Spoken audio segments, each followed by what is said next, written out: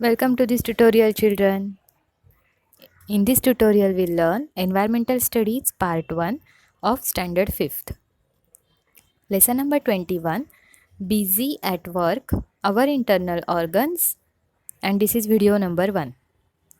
In this lesson, we'll learn respiration, the diaphragm and its movement, exchange of gases, digestion, the alimentary canal, digestive organs, energy for the body, circulation of blood, the nervous system, other systems in the body.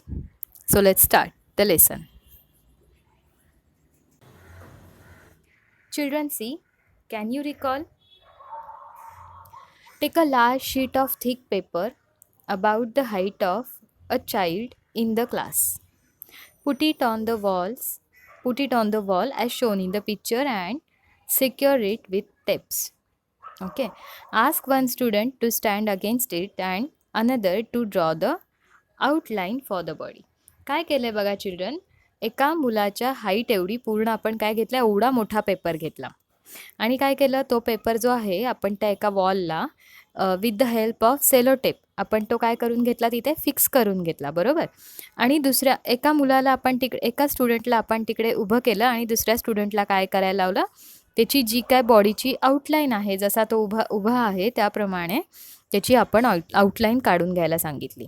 जसं तुम्हाला इथे फोटोमध्ये किंवा इथं जे स्क्रीनवरती जो picture दाखवला आहे त्याच्यामध्ये दिसत आहे, बरोबर. Now get other students to point out the right places of the following organs with the outline, the brain, lungs, heart and stomach. आता बघा चिल्ड्रन, दुसऱ्या मुलाला आपण तिथे उभं करायचं आहे आणि त्याला ब्रेन कुठं असतं, लंग्स, हार्ट अँड स्टमक, त्याच्या राईट प्लेसेस आपल्याला तिथे त्याला इंडिकेट करायला सांगायचे, बरोबर. आता पुढचं बघा. Now recall the following details about each of the organs. In which activity of the body is it situated. आता ब्रेन हे कोणत्या बॉडी पार्टमध्ये सिच्युएटेड आहे, किंवा लंग्स, हार्ट अँड स्टमक हे कोणत्या बॉडीच्या पार्टमध्ये सिच्युएटेड आहेत. What is its function. या सगळ्या चार जे इंटरनल ऑर्गन्स सांगितलेले आहेत, ब्रेन, लंग्स, हार्ट आणि स्टमक, याचे फंक्शन काय आहे. Which are the bones that protect it. आणि त्याच्या आजूबाजूला कोणते कोणते बोन्स आहेत ज्याच्यामुळं त्यांचं प्रोटेक्शन होतं. हे सगळं आपल्याला रिकॉल करायचे, माहीत करून घ्यायचे. ओके. आता बघा. Processes like respiration, digestion go on inside the body continuously with the help of certain organs. आपल्या बॉडीमध्ये रेस्पिरेशन, डायजेशन ह्या प्रोसेस कंटिन्युअसली होत असतात. कुणी आपल्याला सांगतं का आता तुम्ही श्वास घ्या, आता तुम्ही श्वास सोडा. योगाच्या वेळेसची गोष्ट नाही करत आहेत पण आपण दिवसभरात प्रत्येक वेळेस आपल्याला कोणी रिमाइंड करावं लागतं का, किंवा आपण जेवलोत आता स्टमकला कोणी इन्स्ट्रक्शन देतं का की आता तुझं डायजेशन चालू कर. असं आपल्याला कधीही त्यांना इन्स्ट्रक्शन्स द्याव्या लागत नाही, त्यांचं काम हे ऑटोमॅटिकली चालू होतं. चालूच असतं. Let us learn something about this processes and the organs that carry them out. Okay. आता हे जे प्रोसेसेस होतात आणि ते ऑर्गन्स कसे वर्कआउट होतात त्याच्याबद्दल आपल्याला आता शिकायचं आहे. चला आपण फर्स्ट पॉईंट बघूयात, respiration. We need air, water and food to live. बरोबर. आपल्याला जगण्यासाठी काय काय लागतं, एअर, वॉटर आणि food, right? It is necessary for the body to get a continuous supply of oxygen. त्याच्यासाठी आपल्या बॉडीला कंटिन्युअस ऑक्सिजनचं सप्लाय असणं खूप गरजेचं आहे. We get this oxygen from the air through breathing. म्हणून तर आपण रात्रंदिवस ब्रीदिंग करत असतो आणि त्याच्यातूनच आपल्याला एअरमधूनच आपल्याला ऑक्सिजन मिळतो. That is why we breathe continuously. आणि आपल्या बॉडीला सतत ऑक्सिजनची गरज असल्यामुळे आपण कंटिन्युअसली काय करत असतो, ब्रीदिंग करत असतो. In our body there are organs that carry out the work of respiration. आपल्या बॉडीमध्ये मग असे ऑर्गन्स आहेत की जे रेस्पिरेशन करत असतात.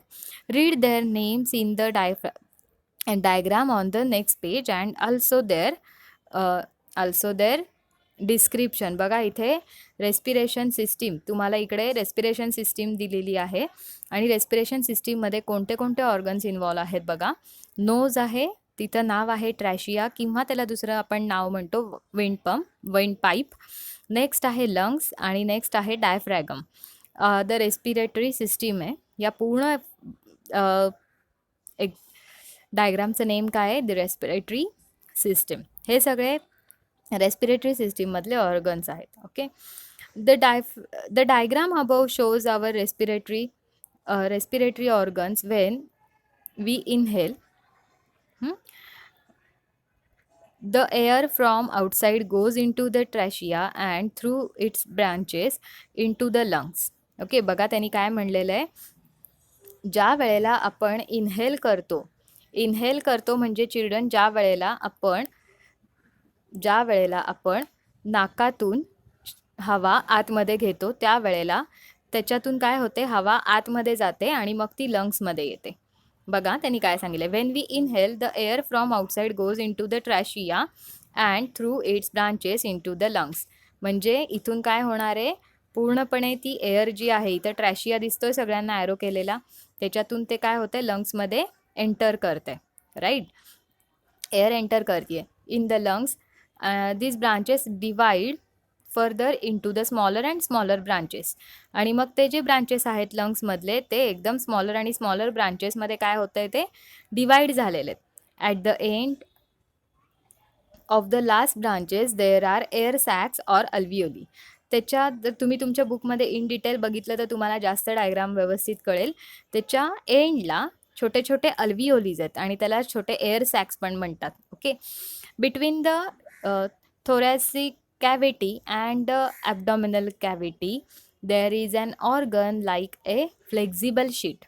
It is called the diaphragm. बघा, thoracic cavity आणि thoracic cavity and the abdominal cavity याच्यामध्ये आपल्याला लंग्स सिच्युएटेड आहेत. तुम्हाला खाली रेड कलरमध्ये डायफ्रॅगम दाखवलेला आहे तिथं त्यांनी, आणि त्याच्या वरच्या बाजूला हे लंग्स काय केलेले चिल्ड्रन ठेवले गेलेले आहेत. तुम्ही तुमच्या छातीजवळ हात नेऊन बघितलं तर तुम्हाला कळेल की आपण श्वास घेतल्यावरती ते खाली जातात आणि ज्या वेळेला आपण श्वास सोडतो त्यावेळेला त्याच्यामध्ये ते वरच्या साईडला येतात.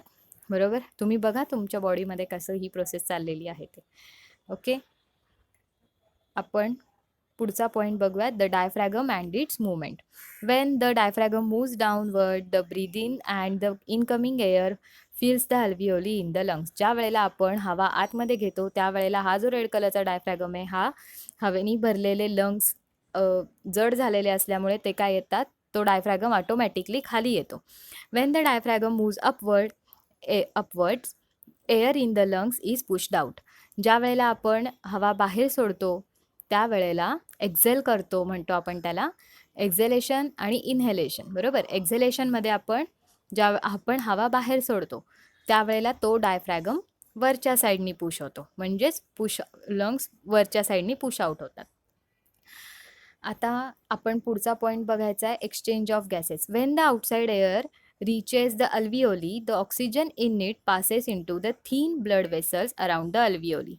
बघा, ज्या वेळेला आपण आउटसाइड एअर बॉडीमध्ये घेतो, बरोबर, त्यावेळेला काय म्हणलं आहे, when the outside air reaches the alveoli. अल्विओलीपर्यंत ज्या वेळेला आउटसाइड म्हणजे जी आपण हवा आतमध्ये घेतली आहे त्याच्यामध्ये ऑक्सिजन असतो, बरोबर, त्यावेळेला काय होतं, oxygen in it passes into the thin blood vessels around the अल्विओली.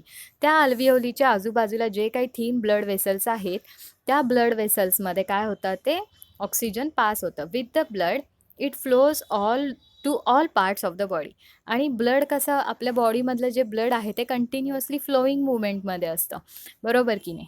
मग त्याच्यामुळं ते जे ऑक्सिजन आहे ते all the parts of the body reach होतं. At the same time the carbon dioxide that is brought by the blood. आता ब्लडकडून काय मिळालेलं आहे आपल्याला, कार्बन डायऑक्साईड येत असतं, बरोबर. मग जे कार्बन डायऑक्साईड आहे ते आपल्या अल्विओलीमध्ये काय केलं जातं, एंटर होतं.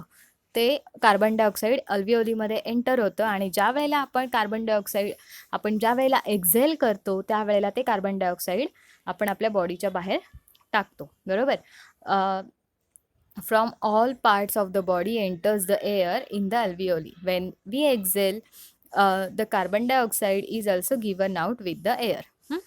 In this way, an exchange of oxygen and carbon dioxide gases takes place in the alveoli. We'll see the next part of this video. next part of this lesson in the next video. Thank you.